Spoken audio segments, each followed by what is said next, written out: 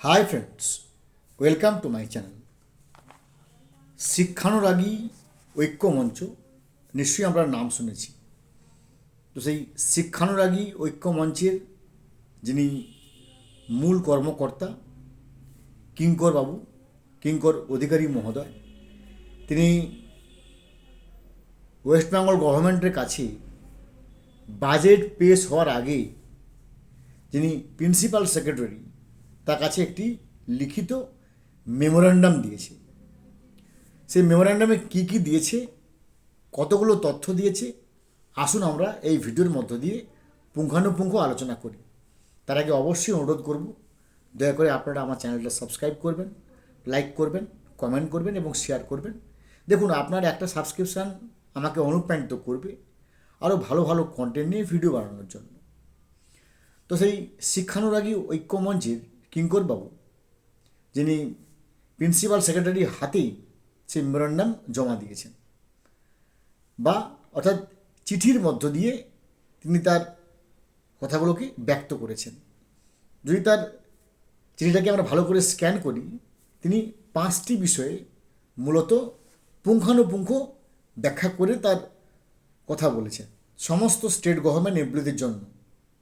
অর্থাৎ ফুললি যারা government, government undertaking, government aided, government sponsored, contractual staff, যারা আমাদের পশ্চিমবঙ্গে চাকরি করেন, যাদের বেতন হয় গ্র্যান্ডিনেট থেকে, ট্রেজারি থেকে, তাদের হয়ে কিন্তু তিনি কথা বলেছেন।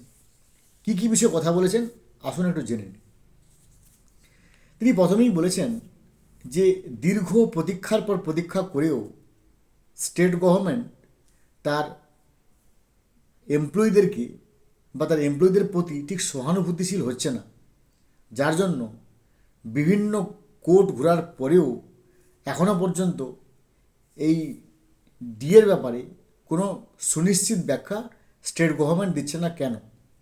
তাই স্টেট গভর্নমেন্টের কাছে অনুরোধ করা হয়েছে যে আগামী যে 3রা ফেব্রুয়ারি রাজ্য বাজেট অধিবেশন শুরু হবে এবং আগামী 5ই ফেব্রুয়ারি যে রাজ্য বাজেট পাঠ হবে, সেখানে যেন অবশ্যই ডিএ নিয়ে একটা ইতিবাচক ইঙ্গিত থাকে, যে ইতিবাচক ইঙ্গিত স্টেট গভর্নমেন্ট এমপ্লয়িদের প্রতি একটা আস্থা ফিরিয়ে নিয়ে আসবে গভর্নমেন্টের প্রতি। অর্থাৎ তিনি এইটার মধ্য দিয়ে বলতে চেয়েছেন যে আমাদের পশ্চিমবঙ্গে যে পরিমাণ গভর্নমেন্ট এমপ্লয়ি আছে বা গভর্নমেন্ট আন্ডারটেকিং, গভর্নমেন্ট স্পন্সর্ড বিভিন্ন সংস্থায় কাজ করেন, যাদের বেতন হয় গ্র্যান্ডনেট থেকে বা ট্রেজারি থেকে, তাদের সম্মিলিত যদি আস্থা ফিরে আসে, তাহলে কিন্তু সেটা একটা বিশাল পরিমাণ ভোট ব্যাংক তৈরি হতে পারে। এটা বোধহয় কিঙ্করবাবু ইনডাইরেক্টলি বুঝিয়ে দিয়েছেন। 2 নম্বর তিনি কি বলেছেন না, 7ম পে কমিশন। স্বাভাবিক 10 বছর টেনিওর হলে মূল্যবৃদ্ধি হয়, মূল্যবৃদ্ধি অনুযায়ী সব যে কোনো পে কমিশনকে বাড়াতে হয় বা পে কমিশন ফর্ম করতে হয়। অর্থাৎ 7ম পে কমিশন বা 7th পে কমিশন গঠনের জন্য ইতিবাচক ভূমিকা নেবে সরকার।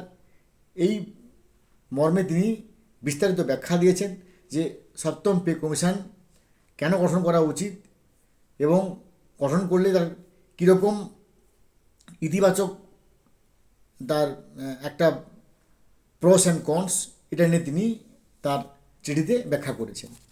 3 নম্বর, প্যারা টিচার সহ যত আছে চুক্তিভিত্তিক কন্ট্রাকচুয়াল স্টাফ, হতে পারে প্যারা টিচার, হতে পারে আইসিডিএস, হতে পারে এসএসকে, হতে পারে এমএসকে, অথবা যে সমস্ত কন্ট্রাকচুয়াল স্টাফস আছে আমাদের পশ্চিমবঙ্গে, সবার জন্য বলেছে যে তাদের সম্মানজনক এবং ন্যায্য বেতন করা হোক। এই যে কথাটা নিঃসন্দেহে কিন্তু তাদের গরিমা এবং তাদের যে সম্মান বর্ধিত করবে, যে প্রত্যেককে সম্মানজনক এবং ন্যায্য বেতন দেওয়া হোক। কারণ এটা মনে রাখতে হবে যে প্যারা টিচার বা পার্শ্ব শিক্ষকগণ যে পরিমাণ ক্লাস করেন বা যে পরিমাণ তেনারা পরিশ্রম করেন, যারা আমরা পার্মানেন্ট টিচার, আমাদের থেকে কোনো অংশেই ওনারা কম নন।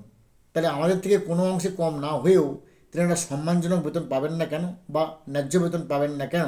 যেটা সেন্ট্রাল গভর্নমেন্ট নিয়ম করেছে সেটাকেই মান্যতা দেওয়া হোক। এটাকে তিনি তার চিঠিতে ব্যক্ত করেছেন। 4 নম্বর, WBHS West Bengal health scheme চালু করতে হবে। ওয়েস্ট বেঙ্গল হেলথ স্কিম মনে রাখতে হবে, আমরা কিন্তু প্রতি মাসে শুধুমাত্র 500 টাকা পাই মেডিকেল অ্যালায়েন্সের জন্য।